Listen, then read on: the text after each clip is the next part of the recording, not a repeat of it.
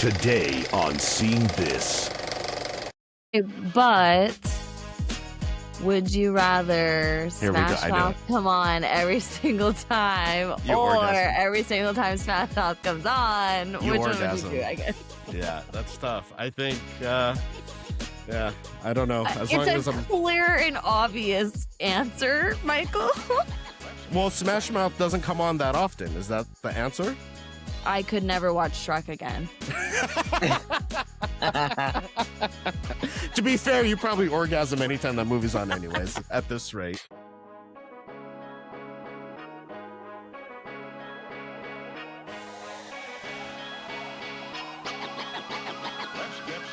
Welcome to Seeing This, the weekly movie podcast where we bring you fresh reviews. We talk about our favorite movie anniversaries, and we have fun-filled competitive drafts, filmmaker interviews, and more. I am the movie mamba, Mike Ornelas, and it's like Michael Jordan said, fuck them kids.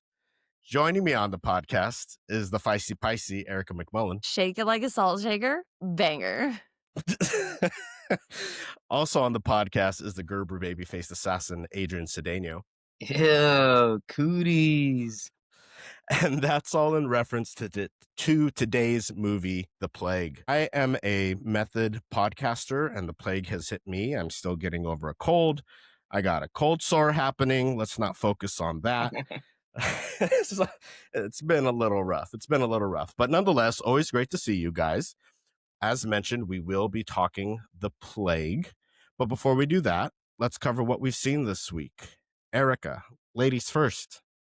Yeah, I went to go see Five Nights at Freddy's 2. My brother and I really like that, so we went to go watch it.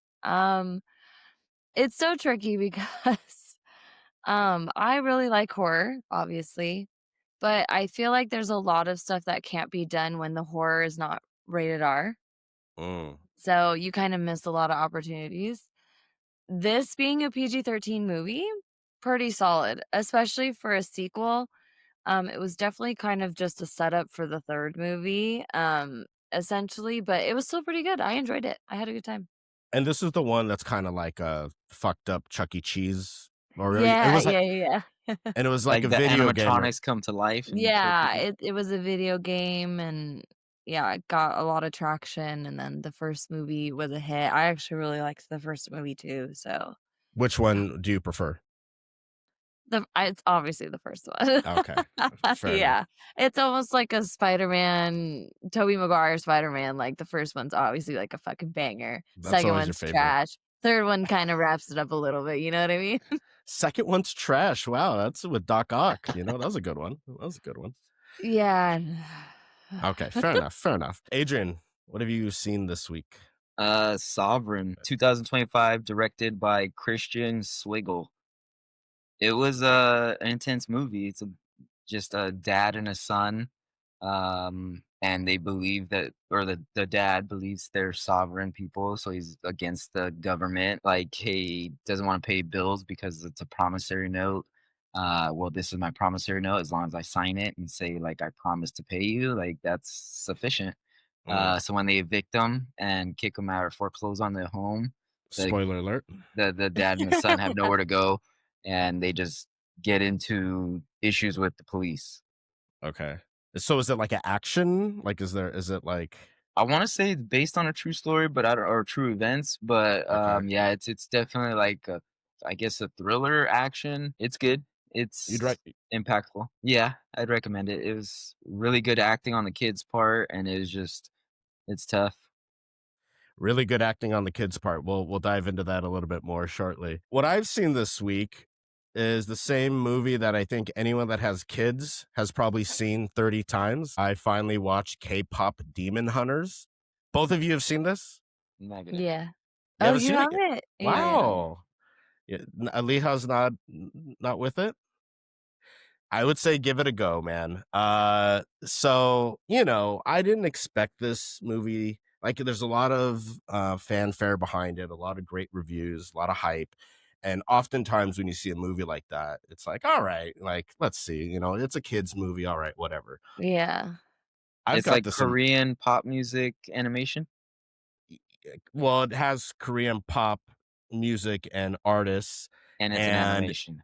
and it's an animated film, but it's It does incredibly kinda like the Into the Spider-Verse kind of animation. right, right, and just Yeah. the amount of care and attention and detail and good messaging and good songwriting as far as lyrics go, this is in my top 10 of the year. I did not expect it to be, but just, like, from the execution I know you're looking the way you're looking, Adrian, but give it a go, show my goddaughter, and report back. We'll see. Listen, man, don't be so Well, close-minded. okay, I'm not so being hear me close-minded. out, I just went through Michael. our new box and trying to favorite a bunch of movies that we were going through, and it was like Free Willy, Three Ninjas, Come like on, man. Flipper. Like we Okay. we didn't get to K-pop. Like You I, didn't I you was didn't get looking for Homeward Bound. You know what I mean? you didn't get past W- 1993. You got a No, long not way to even. go. We Long haven't way even to hit go. 95 yet. It's You're s I will say this, it's I mean, my goddaughter loves K-pop Demon Hunters. Loves, loves, loves it. Loves the music, she dances to it all the time. But the story in general, I think they did, like, a really good yeah. job of, like it's always super tricky to make a kids movie, but, like, also incorporate, like, stuff that impresses the adults as well, and this movie does it really well, so Yeah, highly recommend.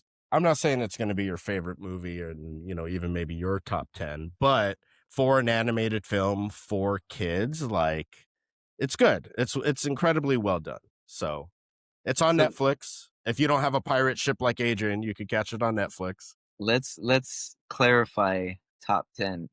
It's your top 10 in like animated, it's your top No, so 10 in kids movies, it's top of 10 of this the year. year. Of the Of year. this Wow. year. Wow. Yeah, yeah. Wow. So, I a gave little you sneak room to backpedal on it. no, man, there's no Okay. shame. There's no Okay. shame. All right. A lot of great movies this year, like, no doubt, but I think this just execution for what it's going for what it is, K-pop Demon Hunter lives up to the hype. 40-year-old Agreed. man with no kids, don't know what to tell you. Don't know what to tell you. Red Uh, flags all over the place. those are very bright green flags, let me tell you. All right, well, let's jump into our main movie review, The Plague. Have you seen this? Have you seen this? Have you seen this? I know, I've seen this. I know this. Adrian, do you have our letterbox description ready to go? I'm so curious to hear what this is. The Plague, 2025, directed by Charlie Polinger. A socially awkward tween endures the ruthless hierarchy at a water polo camp, his anxiety spiraling into psychological turmoil over the summer.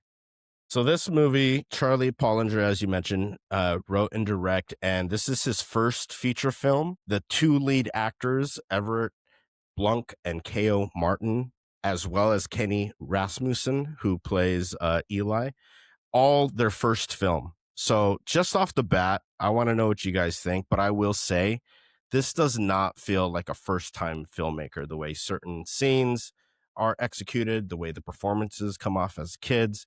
Uh, but Adrian, you'd kick it off. I'm really curious to see what you thought about this movie because it's not necessarily a horror, but there are some interesting things going on creatively. So what did you think of The Plague? I enjoyed sitting and watching it. Um, it was definitely predictable.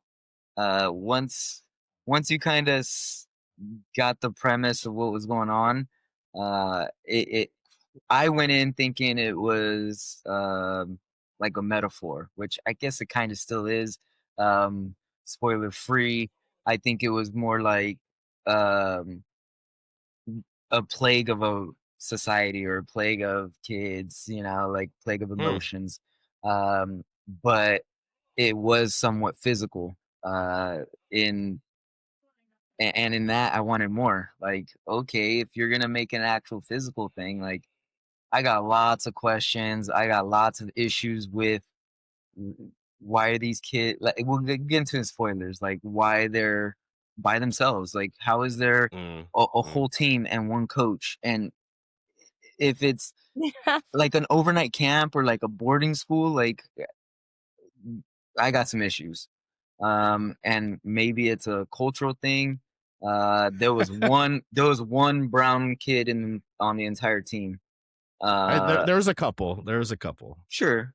I think there was Well, only one. it's more than one. I think it was one. From what I counted. Okay. So it was enjoyable, but I left a lot of holes, and I don't know. It could have been better. Okay. Fair enough. Fair enough. Erica, what did you think about the movie? I'm definitely gonna agree with Adrian on the predictable thing. Like that's a very, very, very predictable movie. Um, and I wonder if that is because we've been around kids maybe more than you have, Michael. Like I used to work with high school students. Adrian has his own kids.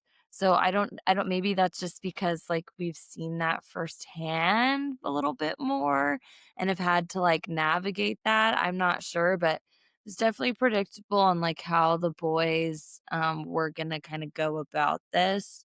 However, I'd like to applaud the boys who were acting in this film because it's really hard. I mean, we've said it before in other movies as well. It's very hard to encapsulate like how preteens and teenagers act. I mean, if you ask me, and I listen to another podcast that talks about this often, but preteens and teenagers are like the scariest human beings ever. They have no shame. They are great at bullying. They know exactly where to dig their claws in. Um, Quite so literally. it's quite literally, but I think it's just like very brilliant for these kids to be able to do it and encapsulate that and like have these real emotions. I mean, I had flashbacks. Like I was For like, sure. oh, like don't like that. Remember Yeah. scenarios like that. So I think that's where Adrian does like that predictability of it. It's like, okay, like you kind of already know where this is gonna go. These are boys. Like it's gonna be Mm, exactly down mm. this alley. And it was but like I said, to be able to capture that, I think the boys that they hired for this film did a wonderful job. Yeah, the acting's superb. I'm really curious when you guys say predictable, if you're talking about just like that kids are assholes and like bullying is the worst, or are you talking about like the story structure?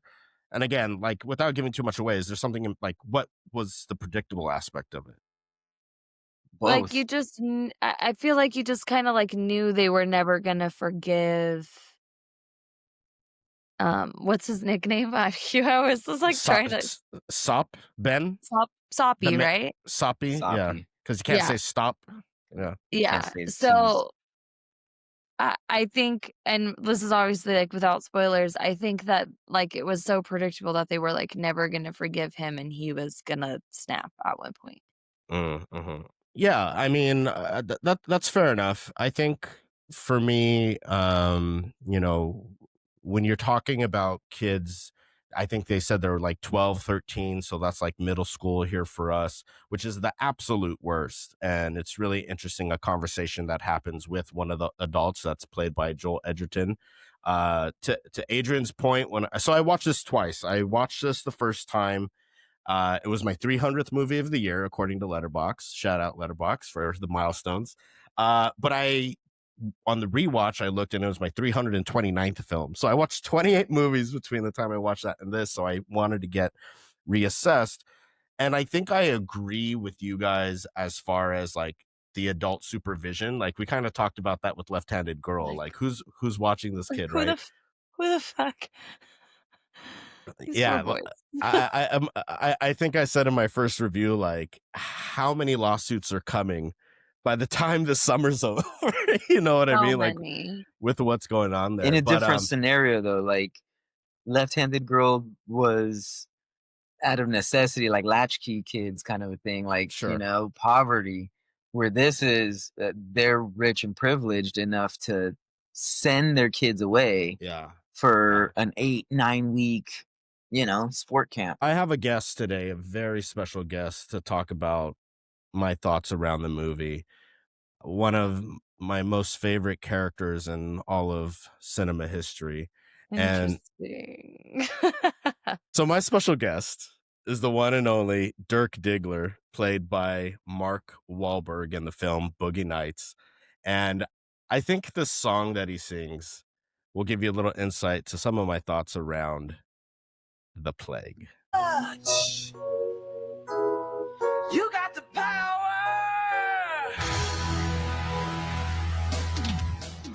Yeah.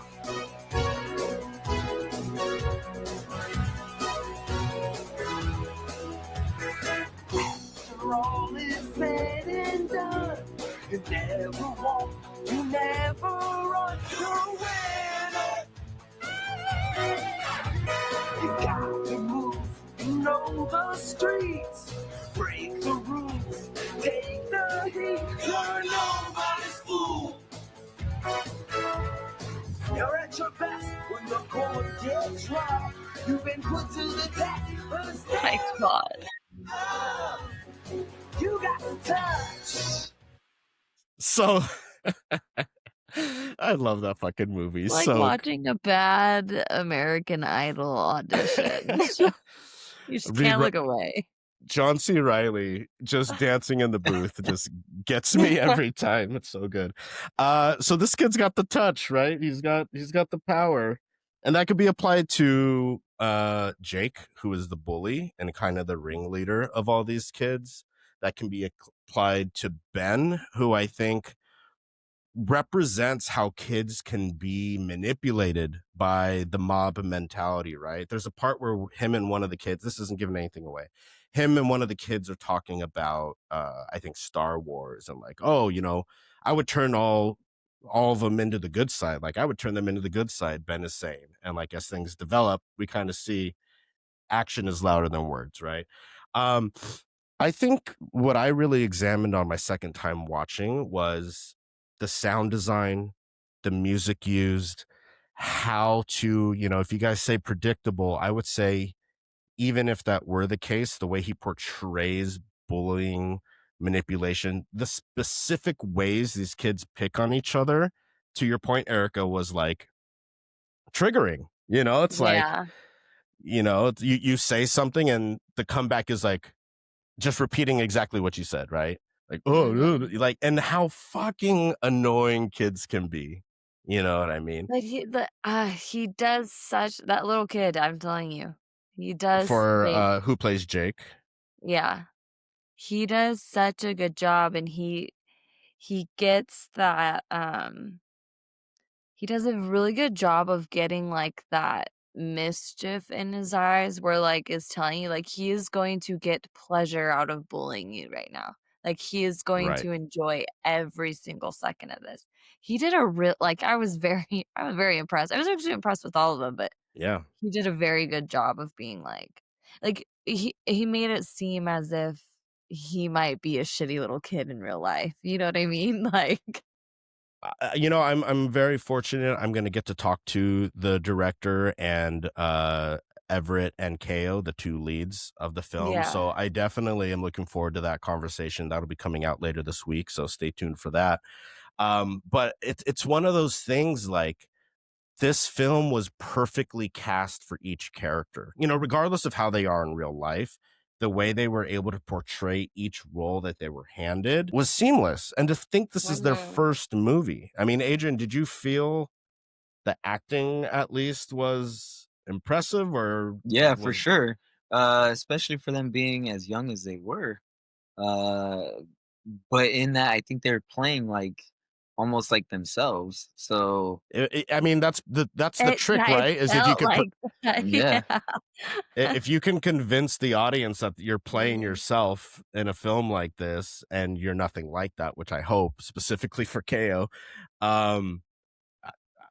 adults can't do that. I mean, that's hard for adults to do. Right, but what I'm saying is it's more of it's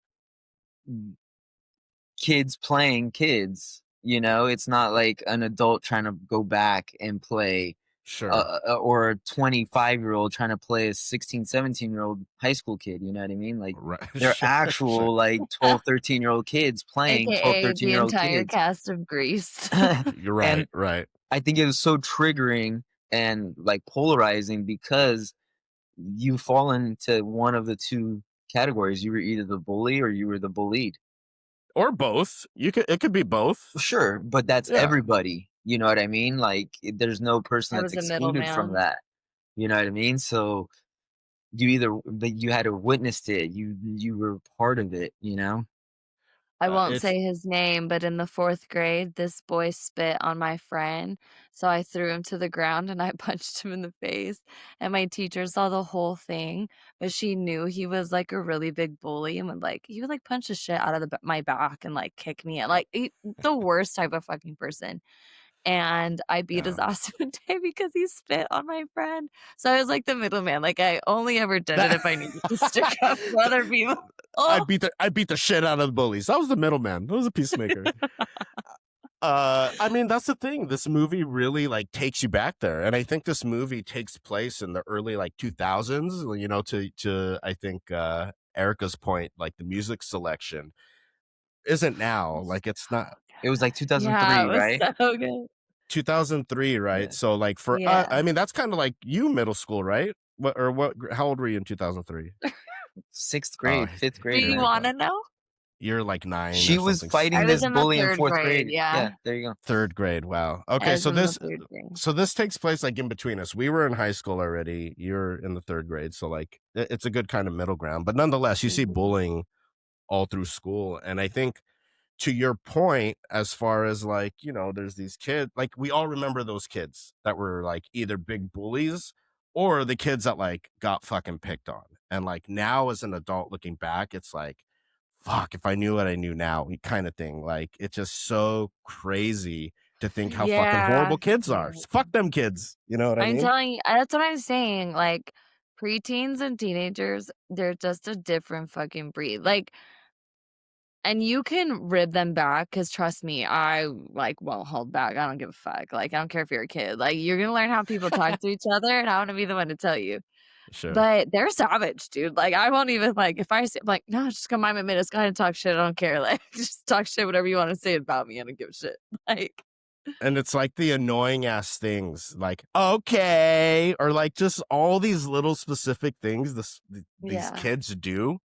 And it's even like when it's not even like specifically the main conversation, it's like background conversation, and how they kind of are just making certain little comments, the would you rathers, right? Like so fucking stupid. Okay, but would you rather Here we go. Smash I knew Mouth it. come on every single time You or orgasm. every single time Smash Mouth comes on? You Which one would you do, orgasm. I guess? Yeah, that's tough. I think yeah, I don't know. As It's long a as I'm clear and obvious answer, Michael. Well, Smash Mouth doesn't come on that often. Is that the answer? I could never watch Shrek again. To be fair, you probably orgasm anytime that movie's on anyways, at this rate. But can you stop it, or does it have to play the whole song? That Well, was that was the so funny. question. See, but that's the So thing. It's funny. like such like kind of things kids think of, right? And then I want to touch a bit on Eli before we get into spoilers. And Eli is essentially the one that's like has the plague. All these kids say that he's got the plague, and haven't you heard? And it becomes like this urban legend about this condition he has. And I want to give him his flowers as well, Kenny Rasmussen, because I think he does such an incredible job being in the moment as that character that you really empathize with him. We also knew kids like that, to an extent, as far as some of his mannerisms. And I thought he just nailed it. I mean, everyone nailed it. Even some of the other, kid actors that had smaller parts. Like, I want to ask, I want to ask the director Charlie, like, how did you cast kids that had such punchable faces? Like, you know what I mean? It's like, I don't condone child abuse, but like these kids are just like out of control. You're like, if I was your age, little Punchable fucker. faces. I mean, right though? Don't you think, Adrian?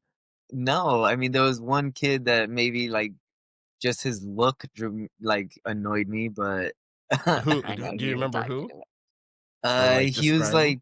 like let me see on Letterboxd what his character name would have been. I mean, It's I tough know because they don't have exactly which pictures. one it is. I have an idea too, and he didn't necessarily have a big part per se. Yeah, he was just like a background kid, but he was, tall, slender with like blonde tips on his The hair. bleached And, like, hair, yeah. oh man, like With his Yeah. eyebrows done and everything. For sure.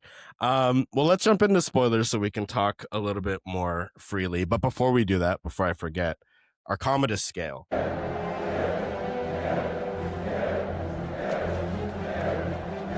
Up, down, even. Erica, you kick us off. What do you give the plague? Yeah, I'm gonna go thumbs up. I think that not only this is, like we said, really great acting, like loved it all around. I think this is an important film to watch. Um it's so tricky though because like I don't know that I would show this to any 12 and 13-year-olds because there are some scenes where I'm like, They're "God, gonna get dude, in. like what's this like?" Once They're we gonna get get in. into spoilers, we could talk about it, but that's pretty traumatizing for me. I Or was that, like, "Oh or that shit." they're gonna get inspired. Like Yeah, oh, yeah. that's cool, or some crazy Yeah. shit. Yeah. Okay, thumbs up from Erica. Adrian, where are you going? I'm gonna go even. I just had a lot more questions. There's just a few holes that I needed filled. The parent side of him comes through. Yeah, like there's Well, a lot we'll break it down. missing. Let's get into it in spoilers. I'm a thumbs up. I think again from a filmmaking standpoint and an acting standpoint, even a lot of the crew I was looking at, this is their first feature film. It doesn't at all feel like that. There's vibes of like The Shining even. Like I feel like Kubrick was a big influence on Charlie when he put this movie together. So I look forward to talking to him about that. But let's get into spoilers. Spoiler alert. I think to kick off the spoiler conversation, what are these questions that let me say this. Are all of your questions around like the supervision aspect of it? Maybe not all of them. Okay. Well, go ahead. What are some of your They're questions? just okay. So main thing, because it's not just the supervision. What was really going on with these kids? That like, is this contagious? Like, why are they still in wrestling? No. Somebody got Yeah. ringworm and they were quarantined. They could not be on the mat. But this kid is in the 100%. pool and in the water. Like, what? No, if this fool has some contagious skin disease, like, keep him out the pool. Don't let him wrestle and touch these Yeah. kids. I think go ahead. sorry, I think that's the first concern, yes, is that Eli would not be welcome in a camp with a skin condition that is contagious. That's all I'm Tell me gonna say. tell me this. If I could share my perspective, what I think happening is our opportunity to change your read on the movie, because I think it's you kind of opened with it, Adrian. I think it's metaphorical. You know what I mean? I don't think there's anything wrong with Eli. What they're seeing is a manifestation of what these kids have built and what they say he has. So we're seeing it through the eyes of a kid that's highly influential, highly susceptible to believe fucking anything. I mean, even the way they're talking about it doesn't make sense at times. You know what I mean? So I interpreted it that the only thing, quote unquote, wrong with Eli is that he's different.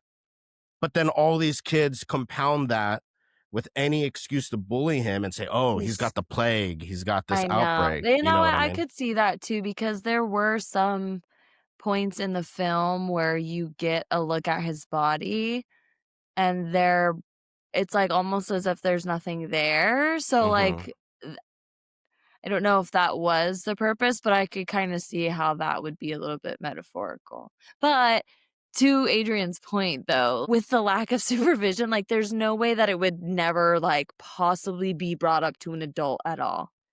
You know what But I that's mean? my Like but that's even if it is metaphorical, like at that point, I I think don't know.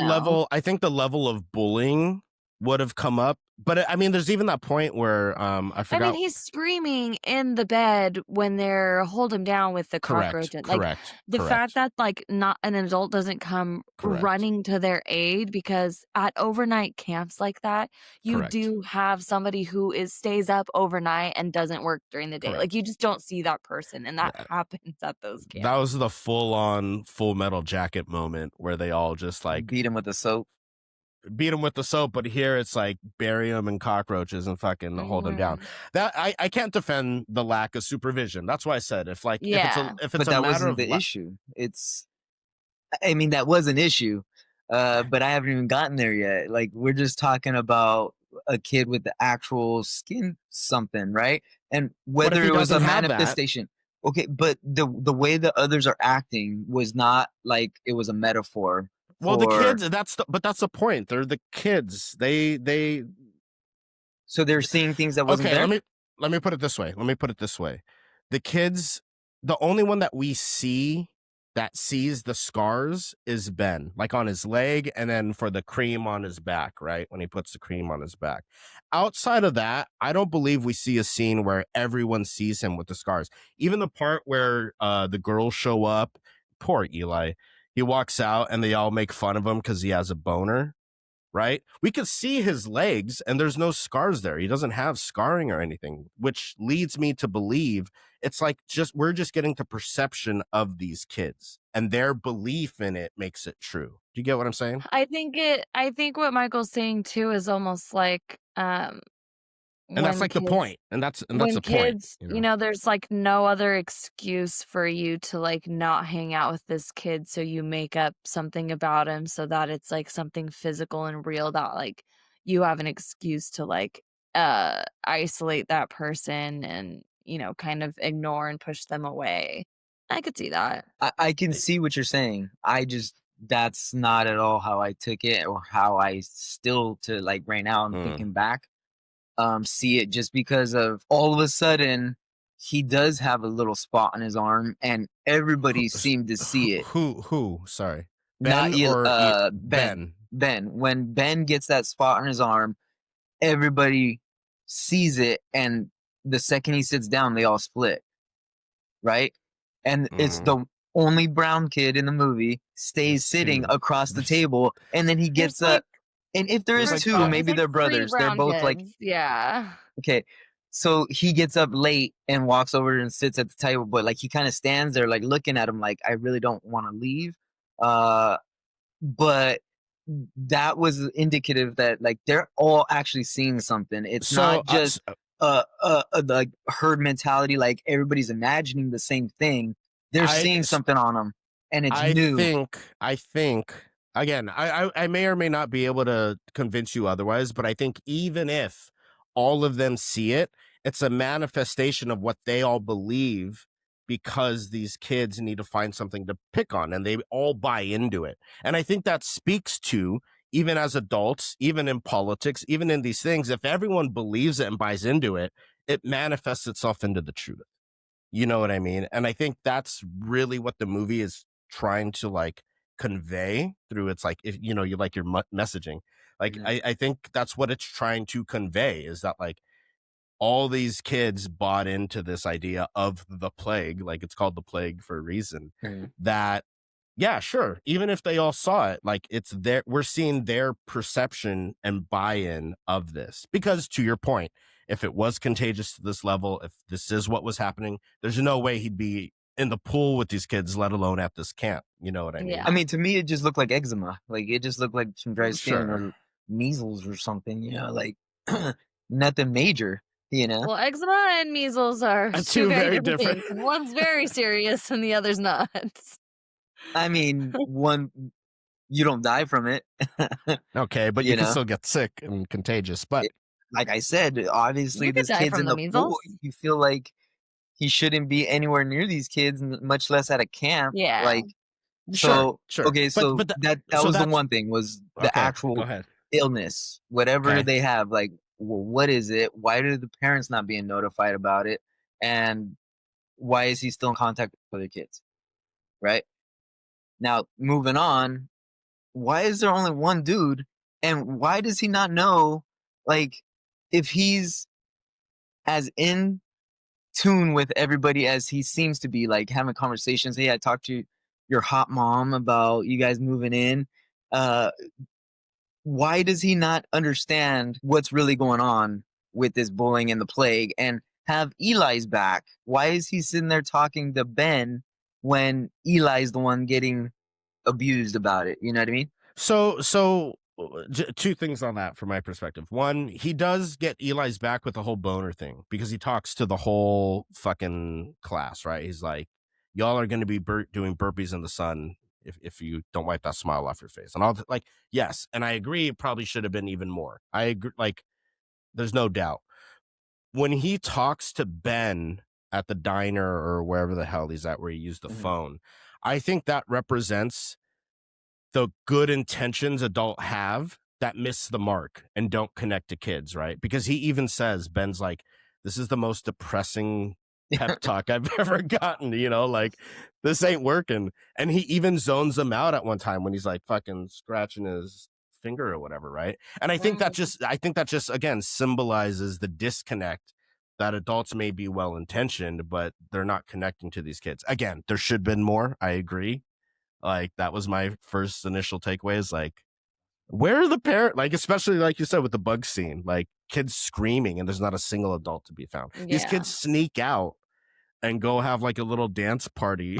Let me With tell you, alcohol and stuff? I Like, just know that the actors who were doing, they had the time of their life. Like, Sure. you just know that they are like, hey, this is what we want you to do. Have at it. Throw shit at the wall. Have fun. It looked so fun. And we see Eli kind of like dancing and just having a good time in his own world. My and guy, dude, let me tell you, he would smack at any party I've ever been to.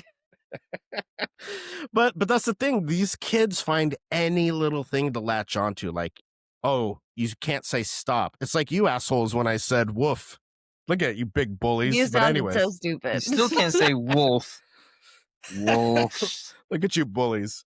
But Out these of kids, love. these kids latch on to any little thing. You're not from here. You already have a target on your back. He tells, again, to my point where they get the medical stuff wrong. He's like, oh, he's a leper. They're like, oh, lepers aren't real. You know what I mean? It's like, Yeah. they're just so misguided. Just really quickly wanted to touch on how they use kind of the stages of the plague, right? And how, like, oh, you start to lose your coordination. And when Ben has it, they call him out on that. And then at the end, the big climax, Ben is yelling at Eli because he wants him to like snap out of it. You know what I mean? And I think that's something, if maybe you have like, again, I don't have children. I'm not the right person. I don't know. I do have people in my family that are on the spectrum, but like, I can imagine some parents that, or adults that are ill-advised or ill-prepared to take care of an autistic child, feel like it's something that you just need to snap out of it. And this is what Ben is delivering to Eli. And it's a devastating scene.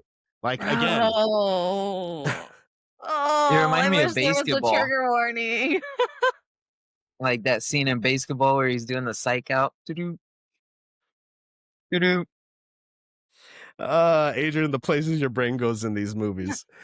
But to see, again, Kenny, who plays Eli, like, just look up and start crying and just like making a sound, and he's cutting his And finger. it's I feel like it's so tough too because like their mind works differently. Like his mind does not work the same way Correct. that all these other boys' minds work. And it's so difficult in adolescence because like you said, and we will say it constantly, like that age group of children are just so unforgiving. And like you said, they have to latch on to any little thing.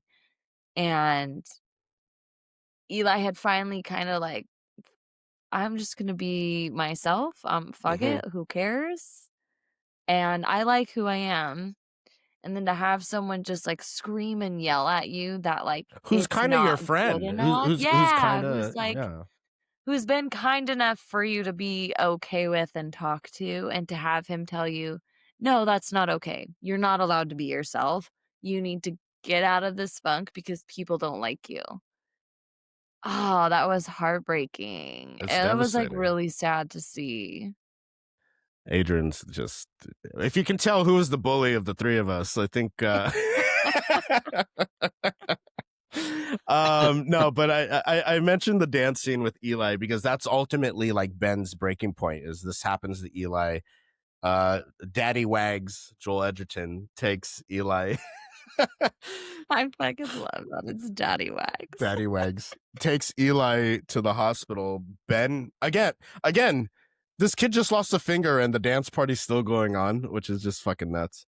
But Ben So comes what? If in. he's the only parent, if he's the only adult supervision there, he's just gonna leave. Well, it's Why not really call an so ambulance? He's Why not, are they though. He's like? not. Okay, next It's thing. Next thing.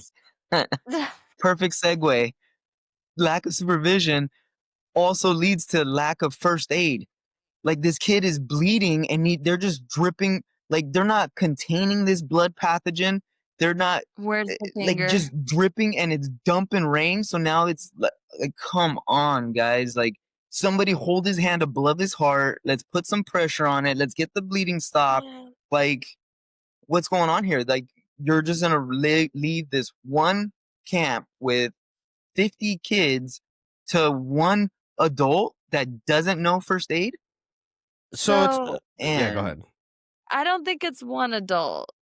You see multiple adults a couple times. Yes, Daddy Daddy Wack. That's gonna be that's your new IG handle.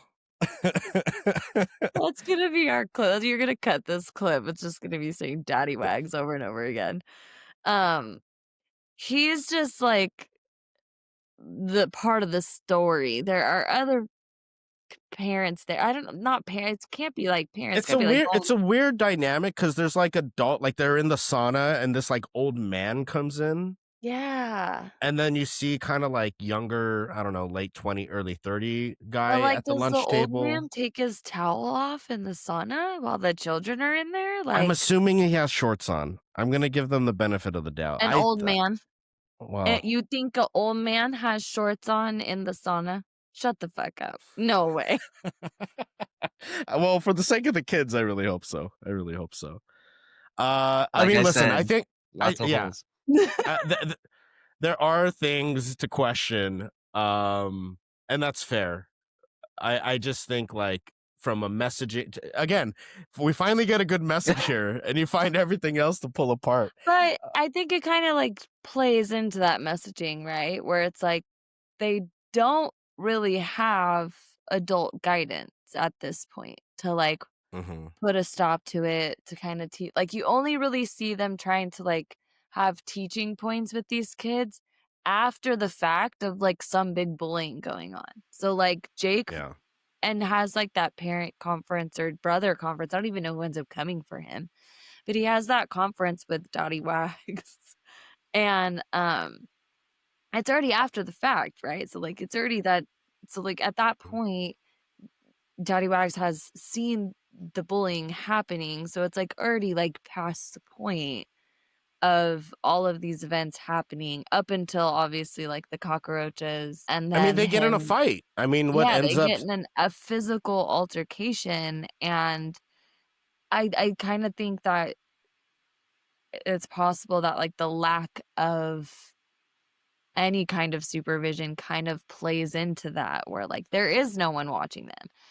A lot of people who are sent to camps like this, either their parents don't really wanna deal with them over the summer or, they need them to be on, like, a strict rule, and like you said, Adrian, it might be a cultural thing because I sure as shit did not get sent to camps like that, like, ain't Mhm. no No, way. for summer, Like you're going to the backyard. Like, you better exactly, go take some exactly, laps yeah. around the backyard if you want to go W somewhere. Like, Be there's no home way you're before the lights spent. are out kinda thing. Yeah, there's So, no way you're I going to think camp. that the lack of adult supervision in this movie, I think it might have been intentional. I mean, Michael, Sure. that might be something that you could ask if it Sure. was, because it just seems that these boys just, like, don't have any kind of guidance whatsoever, you know what I mean? Yeah. Like, they are kinda like the ragtag group of kids It is a who social thing, doing whatever they because want.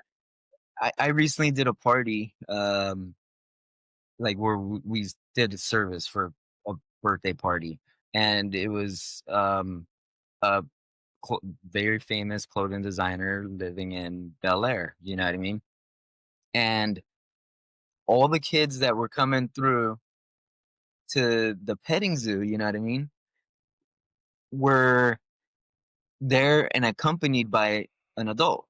Now, my wife and I mistook these adults as parents. And so when one of them, had an incident, we're like, "Oh, your mom just went." She's like, "Oh, I'm not the mom, just the nanny." And every kid had a different nanny, and they all Mm. spoke Spanish. And these kids were Middle Eastern, white, like speaking full blown Spanish. So it Sure. is a societal thing where we were not. We're from the other side of the tracks. We weren't sent to a camp. We didn't have rich, privileged lifestyles like that. So it just kind of threw me off already. Like it already turned me off. And then to have like, okay, you guys only have one adult and you guys can't get it Sure. together. Like, come on. Sure.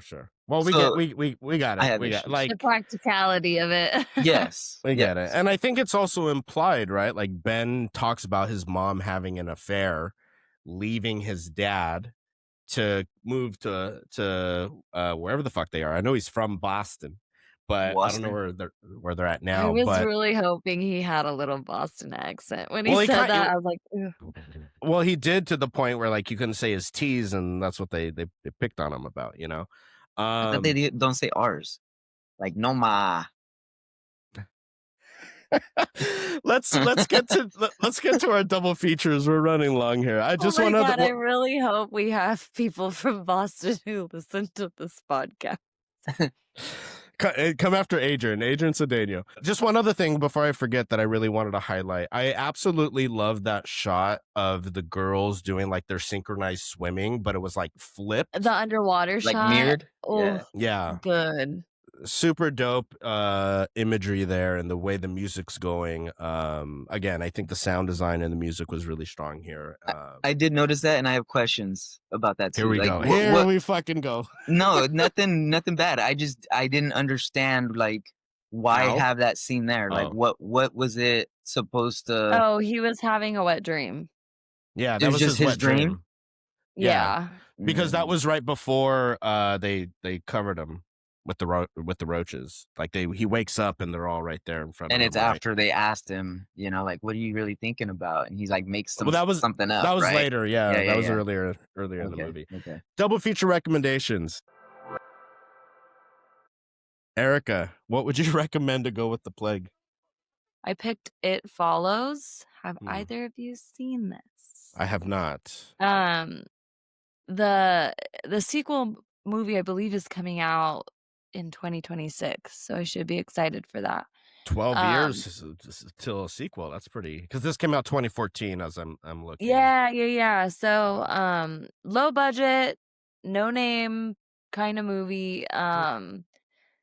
Deals with essentially passing a possession on to the next person.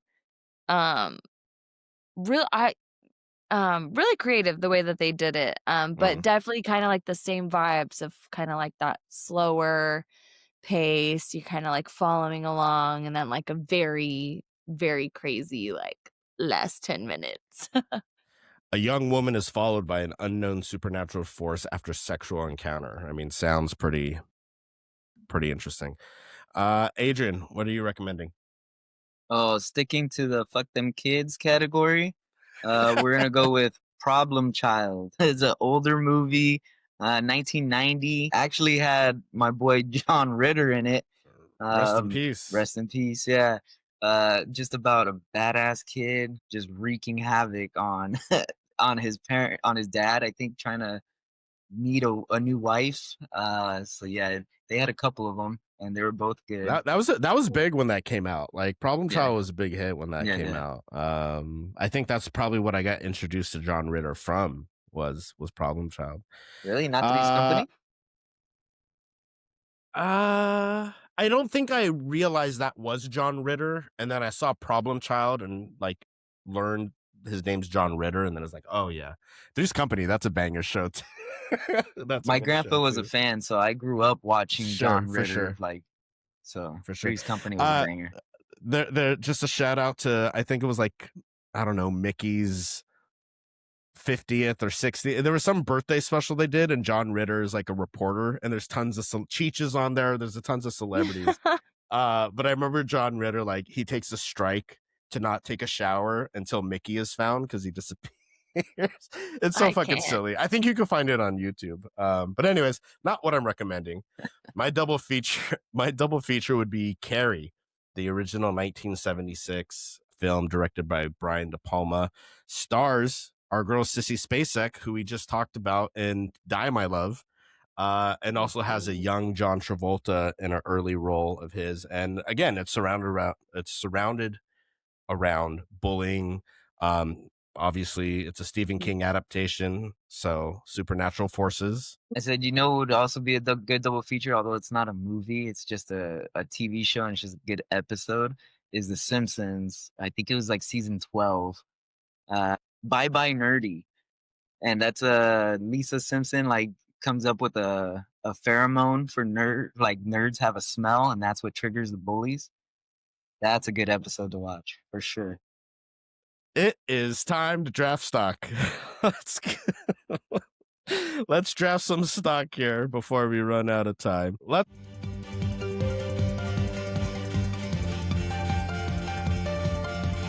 hope we get some different orders here. It's been rough for Adrian for sure. But going first. Same order. Same order. I get first pick. Love that. Oh, what? You didn't even spin. I did spin. Is it delayed on your end, maybe? Oh, it's hella delayed. That was lame. I didn't even get to see it. Okay, well, I'll spin again. It's spinning. Put your face back on it. So fake. Adrian So fake. is going second. There you go, Adrian. You're not last. What do you know? Okay, so I get first pick here. A lot of great talent. Oh, this reminds me, Adrian, your stock has been crushing. Can I tell you who? Yeah, who? Your boy Roy Lee, the producer. Roy Lee, if you remember drafting him, I believe you took him in Companion. Yeah. This year, let me get to it really quick. This year, he has done Companion, a Minecraft movie, The Long Walk, Weapons, Until Dawn, VHS Halloween, and now The Plague. So pretty good move taking a producer. I'll say that. But for me, I am going to go, wow, it's between two, to be honest. Charlie Pollinger or K.O. Martin.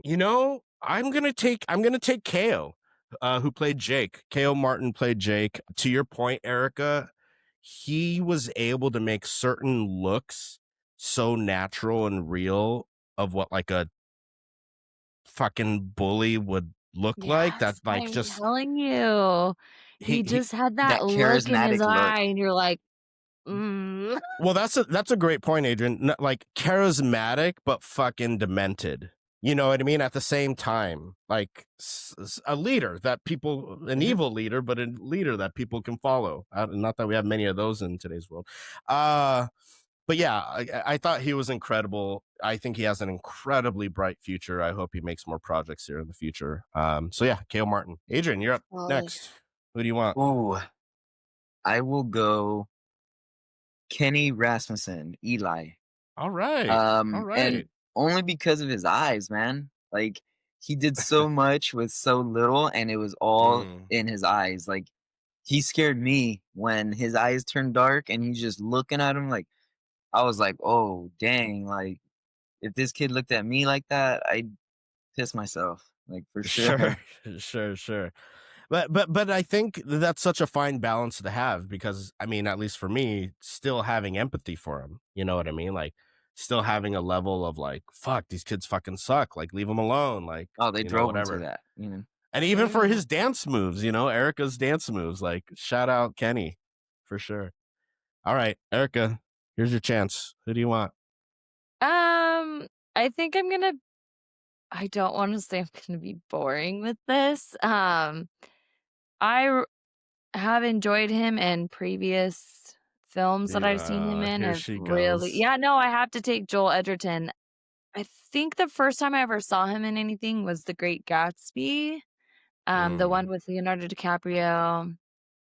Um, but he plays such a good ass, but it was, like, so curious to see him in a position where, like, he's just trying to figure it out, you know what I mean? He even says at one point, he's like, "I'm 40, like, look at me, like, we got it Right. going on." And I'm just like, it's was just really weird and strange to see him in this, like, a little bit of not necessarily lighthearted, but him kinda being, like, a clueless A adult bit of where it's like aloof, yeah. yeah, a bit of aloof when I'm partial to seeing and more normalized in seeing him in, like, more serious roles and I mean, stuff like I think he's in Red Sparrow too, where he's like a spy or what a year for him. I mean, he was just in Train Dreams, like that, and Mm. he crushes it in that. But you didn't see him first in The Great Gatsby, Erica. That's fucking Uncle Owen in Star Wars. Young Uncle Owen in the prequels. Yeah, in episode 2 and 3. Yeah, but I'm not gonna be like, he's young Uncle Owen, like, that's not what I'm gonna remember him He's from. Uncle Owen and Peru. I remember him Uh, from 2011 Warrior. He was yeah, that as Yeah, I Mike. well. did see him in War but I think I just didn't see that movie until, like, later in life, but I have seen that movie as He's been in a well. lot of movies though. Mhm. I mean, Very listen, talented, I think he does a good job in the for movies sure, that he's in. for sure. We took KO, Kenny, and Joel, but that's not to take anything away from Everett Blunk and Charlie Pollinger, the director. I think they were both phenomenal in their own crafts. I think anyone that watches this movie as like a casting director, producer, like scout, like there's tons of talent in this movie, from Mhm. cast to crew. So awesome. Well, I'm glad most of us like this movie. Adrian's even, well, not too bad. But with that being said, you can follow us on our socials, Seeing This Pod. Also send us an email, seeingthisemail@gmail.com. You can find everything at seeingthispod.com, including merch that if you order now can still arrive in time for the holidays. We got a lot of stuff, shirts, hoodies, stickers, magnets, puzzles, socks, beanies, whatever you need. It's there for you. So make sure to go to Seeing This Pod, check that out. We have a couple more episodes to finish the year. We're going strong. I believe next is going to be Hamnet. And then we are going to hopefully catch, to end the year, The Voice of Hind Rajab, which I think is an incredibly important movie. I got to see it at TIFF. I'm looking forward to your guys' thoughts on that. I don't ask all the time of this, but if you get to see that in theater, guys, please do so. I think it'll have quite an impact. And then we have an award show in January. So we'll talk about that in future episodes.